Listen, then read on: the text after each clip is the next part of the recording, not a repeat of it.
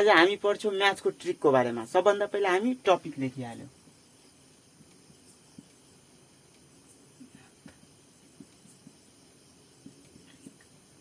Math ट्रिकको बारेमा त पढ्छौँ, तर के को बारेमा पढ्छौँ? विदाउट क्यालकुलेसन हामी कसरी क्यालकुलेसन गर्न सक्छौँ, त्यो पनि लास्टमा 1 नम्बर भएको।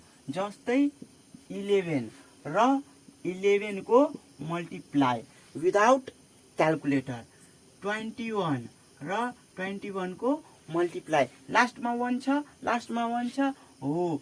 31 र 31 को मल्टिप्लाई, 41 र 41 को मल्टिप्लाई, 51 र 51 को मल्टिप्लाई। आई मिन कुनै पनि नम्बरको लास्टमा 1 नम्बर हुनु पर्यो र सेम नम्बरको मल्टिप्लाई हामी विदाउट क्यालकुलेसन, त्यो पनि सजिलो तरिकाले र फास्टमा क्यालकुलेसन कसरी गर्ने हो, जसको फर्मुला रहेको छ। के फर्मुला रहेको छ?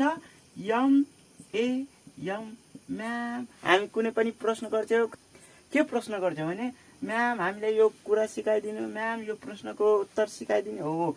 हामी यो म्यामको फर्मुलाबाट यो ट्रिक चाहिँ पढ्छौँ। सबभन्दा सजिलो तरिका छ। अब म्यामको फुल फर्म के हुन्छ हो? यमबाट मल्टिपल। के हुन्छ? यमबाट मल्टिपल। त्यसपछि एबाट के? एड र लास्टमा यमबाट फेरि मल्टिपल हो। यम ए यम म्याम मल्टिपल एड र मल्टिपलको फर्मुलाबाट हामी यो सजिलो विदाउट क्यालकुलेटरको क्यालकुलेसन गर्न सक्छौँ, जहाँ क्यालकुलेटर पनि युज हुँदैन र हामी धेरै फास्टमा क्यालकुलेसन गर्न सक्छौँ। अब क्यालकुलेसन कसरी गर्ने त फर्मुलामा जाने हो। फर्मुलामा सबभन्दा पहिला के छ? मल्टिपल। अब मल्टिपल गर्ने, के को मल्टिपल गर्ने हो? 1 र 1 को मल्टिपल गर्ने हो। यसमा पनि 1 र 1 को मल्टिपल गर्ने, सबैमा लेखिहाल्यो है, सबभन्दा फास्ट गर्ने। त्यसपछि के गर्ने?